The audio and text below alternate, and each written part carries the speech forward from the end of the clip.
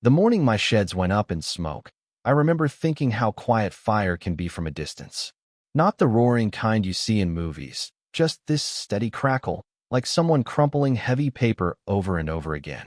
The metal roof of the big shed had already folded in on itself, ribs exposed, insulation hanging like wet cotton candy, and standing by the fence with her arms crossed was Laurel Whitaker, smiling like she'd just finished organizing a bake sale. "You see," she said, not to me exactly, more to the air. "This is why we need oversight." I didn't yell. I didn't trust my voice not to shake. Instead, I just stood there breathing in scorched plastic and old wiring and thinking about how this whole thing had started with an email at 6:12 a.m. on a Tuesday.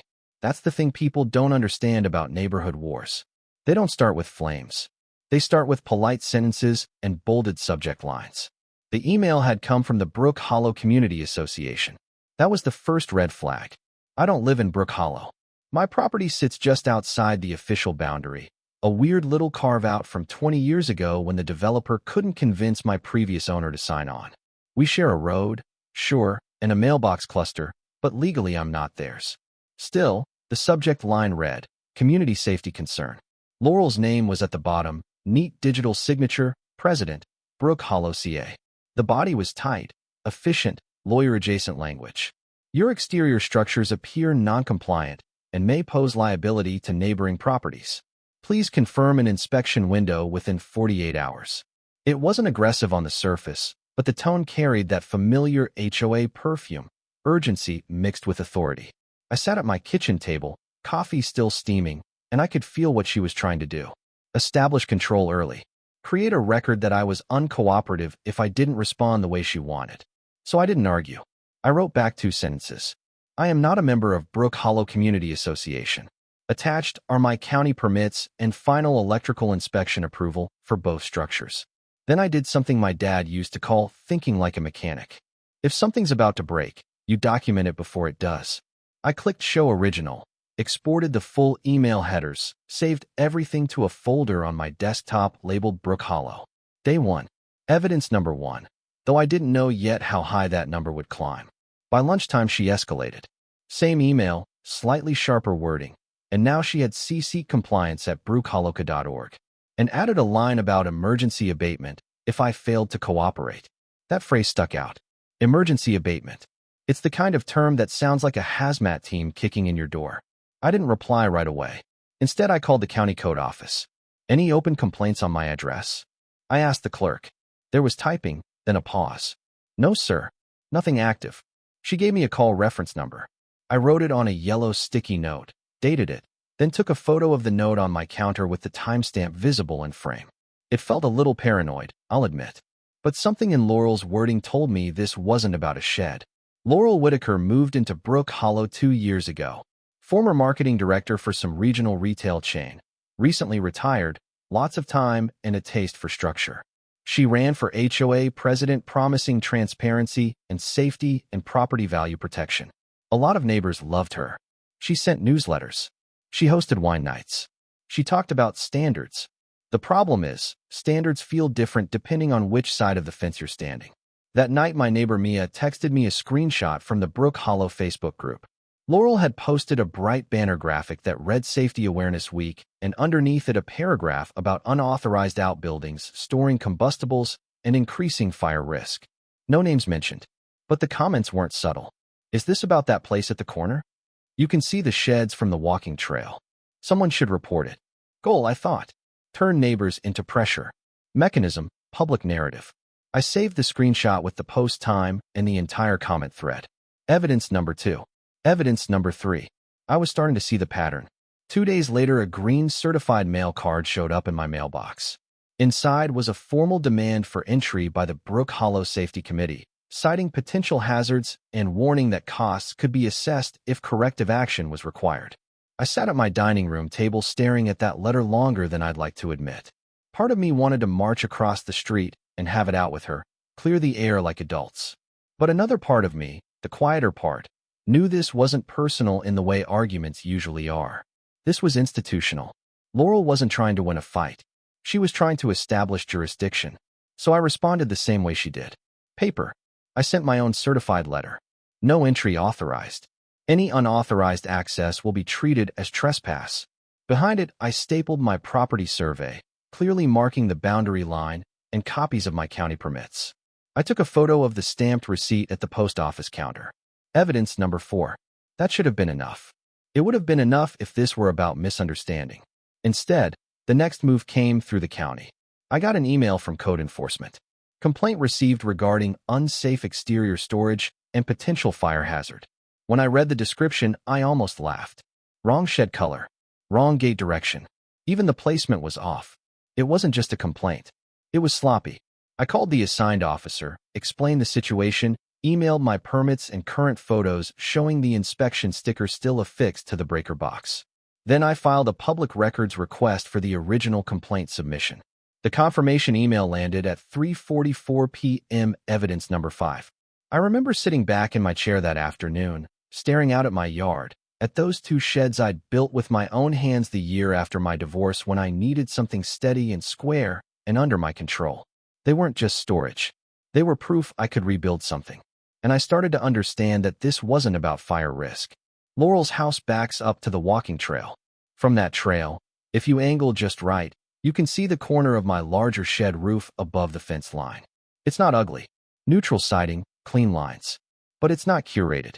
It's not HOA beige with coordinated shutters. It's mine. Some people can't stand what they don't control. I didn't know yet how far she was willing to go. But I had a folder on my desktop, a stack of receipts in my desk drawer, and a growing sense that if this turned into a war, it wouldn't be fought with shouting. It would be fought with timestamps. The first time the truck showed up, it was just after 8 in the morning, that heavy diesel rumble you feel in your chest before you fully register what you're hearing. I was at my back window with a mug in my hand when I saw 2 white contractor pickups roll up along the easement behind my fence, hazard lights blinking like they were responding to a storm. Behind them walked Laurel. She wasn't in heels or anything dramatic, just flats and a bright blue blazer that caught the sun. Clipboard tucked against her hip like a badge. Calm. Composed. Like this was scheduled maintenance. I stepped out through my side gate before they could even knock. "Morning," she said, all syrup and courtesy. "We're here for community safety." "You're on private property," I said, keeping my voice low on purpose. When you lower your voice, people lean in. They hear control instead of anger. "We're on the easement," she replied, nodding toward the strip of land behind the fence. "And these structures pose a documented risk." One of the workers, big guy with a sunburned neck, stepped forward holding a bright red sticker. "Sir, we have a work order for abatement." Abatement. There it was again. The word she loved. It makes demolition sound like sanitation. I pulled my phone up and started recording, slow pan from the survey marker embedded in the dirt near the corner post to the worker's boots, then to Laurel's face. "Before you touch anything," I said, "tell me who issued your work order and what authority allows entry into my structures." Laurel's smile tightened, just slightly. "Proceed," she said to the workers, not looking at me.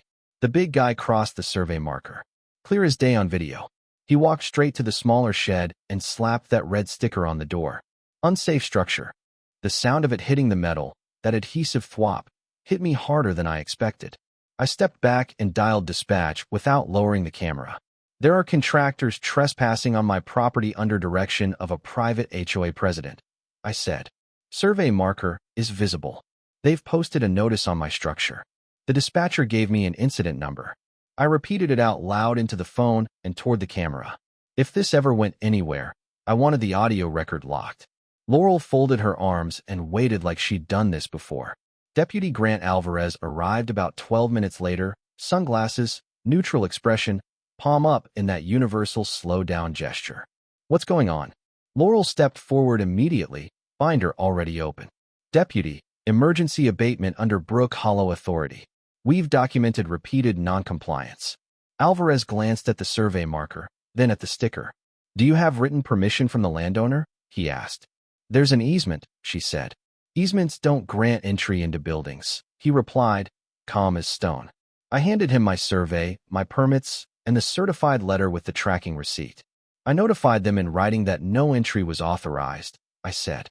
"And I have an incident number from dispatch." He flipped through the documents slowly. "That's the thing about process. It's boring. And boring is powerful." He looked at Laurel. You were advised there's no jurisdiction here. Her jaw set. We have a duty to protect residents. You don't have authority to enter structures on this parcel, he said. Remove the sticker. Pack up. For a split second, I saw it on her face. Not embarrassment. Not fear. Frustration that reality wasn't aligning with the narrative she'd built. The worker peeled the sticker off. It left a gummy residue. I zoomed in and took a photo with the time visible on my screen. Evidence number 6. Video with timestamp. Incident number spoken. Deputy directive captured. Sticker residue documented. That afternoon, I opened a pre-loss documentation claim with my homeowner's insurance. Not because anything had been destroyed yet, but because I'd learned something about Laurel. She didn't like losing. I listed every major piece of equipment stored in those sheds. Table saw, generator, compressor, even the vintage tool chest my grandfather left me. Receipts. Serial numbers. I emailed the inventory to the adjuster and got a claim reference. Evidence number 7.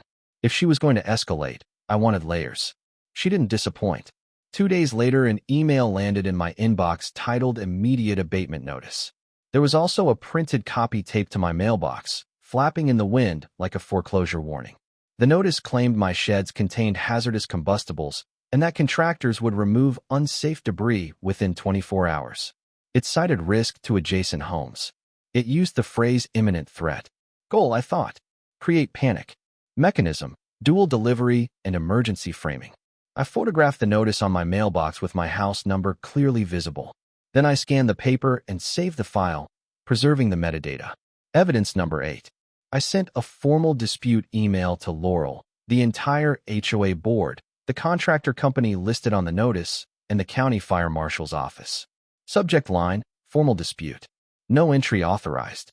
In the body, I requested contract scope, legal basis for action, and any burn or disposal permit number tied to my address. The contractor replied first. We are acting on a work order provided by Brook Hollow Community Association. Attached authorization letter. I opened the PDF. It was sloppy. The document properties showed it was created at 2:03 a.m. in a different time zone. The code section cited didn't even exist in our county ordinances. It looked like someone had copied and pasted from a template without checking the local language. I screenshot the metadata and saved the original file without altering it. Then I forwarded the whole thing to my attorney, Mark Ellison, a guy I'd used once during the divorce who understood 2 things very well: paper trails and ego. This feels like they're building a case for force, I told him on the phone. They might be, he said, or they're bluffing. Either way, don't blink. That night, Laurel took it public. At the Brook Hollow Clubhouse meeting, she stood at the front of the room beneath a framed landscape painting and told a crowd of maybe 30 residents that safety supersedes boundaries. If a homeowner refuses inspection, she said, voice amplified through a cheap speaker, the association must act. I didn't go inside. I stood in the parking lot with my neighbor Mia and her brother Kyle, who'd driven in just to witness whatever this had turned into. We could hear her through the open windows. If he refuses, we will complete abatement and assess costs accordingly. I wrote it down word for word on the hood of my truck. Time included. Mia and Kyle both initialed it. Evidence number 9. The next morning, the universe handed me something I couldn't have scripted better. At 9:18 a.m., I received an email not addressed to me, but clearly meant for accounts payable at Brook Hollow. A contractor had mistyped one letter in the domain name. Subject, invoice, emergency abatement, and site incineration. I read it twice. The scope listed traffic cones, signage, debris removal, and then on-site debris incineration authorized. There was even an accelerant disposal fee. At the bottom sat a permit number. My stomach dropped and steadied all at once. I saved the email as an EML file to preserve the headers. Saved the invoice PDF. Then I pulled up the county's online permit log and entered the permit number. Different address. Across town.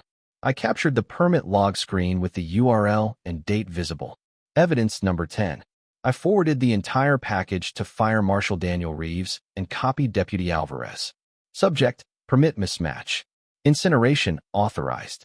Contractor scheduled. By early afternoon, I heard diesel again. This time there were more trucks. And this time, they brought a burn barrel. By the time the second round of trucks rolled in, half the neighborhood had figured out something was about to happen. People don't admit it, but they love live drama as long as it's not their house on the line. I saw curtains shift. A couple of folks walked their dogs slower than usual along the trail. One guy leaned against the mailbox cluster pretending to scroll his phone.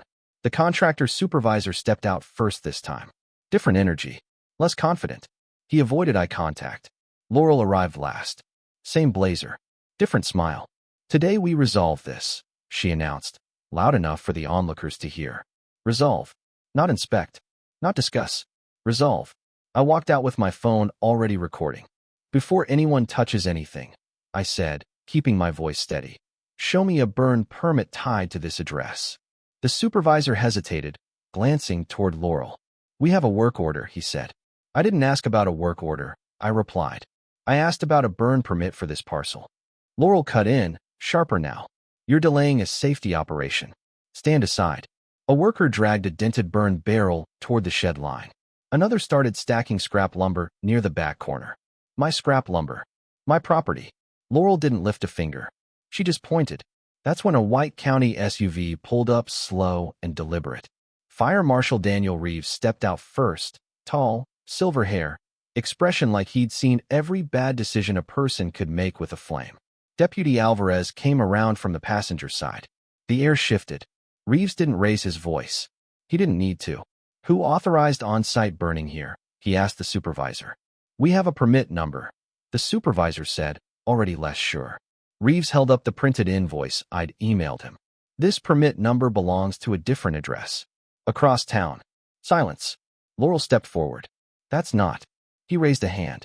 "Ma'am, if anyone ignites material on this parcel without a valid permit tied to this address, it's an illegal burn. If anyone enters those structures without consent, it's trespass." You could hear the wind moving through the trees behind the fence. Even the dogs along the trail stopped. Alvarez took one step closer to Laurel. "You were advised last week not to direct contractors onto this property." Her jaw tightened. She leaned toward the supervisor, voice low but not low enough. "Just do it quickly." It wasn't loud. It wasn't dramatic. But it was everything. I saw Alvarez's head tilt slightly. He heard it. The supervisor froze. Hands literally midair. "No," Alvarez said. "Everyone back away from the structures. Now." The workers stepped back like gravity had shifted. One of them kicked the side of the burn barrel accidentally, and it rolled a few inches before settling. Reeves looked at me. "Do you wish to pursue trespass?" "Yes," I said. No hesitation this time. "And I want it documented that she directed contractors after being warned." Reeves nodded. "I'll need photographs of staged burn materials and a copy of the work order." I walked slowly around the yard, filming everything. The stacked debris. The barrel. The trucks with company logos visible. Laurel standing there, clipboard at her side like it suddenly weighed 50 pounds. No one cheered. No one clapped. The neighbors just watched her lose control in real time. And that's the thing about process. It doesn't care how confident you sound in a clubhouse meeting. It just moves forward. By that afternoon, Mark had filed for a temporary restraining order. No entry. No contact. No contractor action. We attached everything. The incident number from the first visit. The certified letters. The mailbox notice photo. The PDF metadata. The misdirected invoice. The permit log mismatch. Witness notes from the clubhouse. The judge signed the order the next morning. No speech. No lecture. Just a signature. The county code office closed the complaint within a week after reviewing my permits and noting inconsistencies in the original report. The fire marshal's office documented the attempted burn authorization. My insurance company initiated subrogation for property damage tied to the staged incineration setup and the adhesive damage from the posted notice. Then came the part Laurel never saw coming. The Brook Hollow board held an emergency meeting. I didn't attend, but Mia did. She recorded enough to fill me in. When presented with the restraining order and the permit discrepancy, the board members went quiet. Liability has a way of clearing fog. Two of them admitted they hadn't reviewed the contractor authorization letter closely. Another said he'd assumed legal counsel had vetted it. They voted that night to remove Laurel as president pending further review. The decision was recorded in official minutes.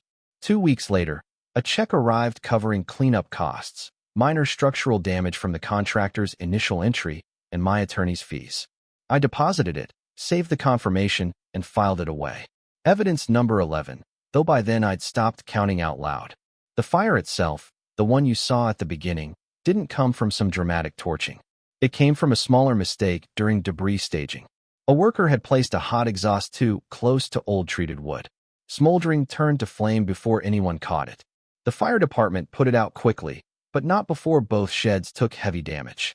That's the part that still stings. Because even when you win on paper, you don't always win in wood and nails. On a Saturday morning a couple weeks after the smoke cleared, Mia showed up with coffee and Kyle brought a pressure washer. We scrubbed soot off the slab where the larger shed used to stand, hauled warped hardware into a licensed disposal container, took photos for final documentation, signed off on cleanup. No speeches, just 3 people working quietly. I rebuilt later. Smaller footprint, fully permitted again. Cameras mounted high enough to catch the fence line and the survey marker in the same frame. Footage stored in 2 locations. Clear signage on the gate that says no trespassing in plain language. Laurel still lives across the trail. She walks her dog past my place sometimes. We nod. That's it. She's just another resident now. No binder. No authority. Just opinions. And here's the part that still messes with me. Was she trying to protect property values? Probably. Did she believe, at least at first, that she was doing the right thing? Maybe. Power doesn't always start as malice. Sometimes it starts as certainty. But certainty without jurisdiction is dangerous. If I had yelled that first morning, if I had ripped the sticker off and shoved it in her hand, if I had stormed into that clubhouse meeting and made it personal, I would have lost. Instead, I kept files. So here's what I want to know from you. If you were in my position, would you have pursued trespass charges all the way? Or would you have let it go once the trucks backed out? Where's the line between protecting community standards and crossing into control? Drop your thoughts in the comments. I read more than you think. And if you've ever dealt with an HOA, good or bad, tell me your story. Because out here in suburbia, the loudest battles aren't fought with fists. They're fought with paperwork.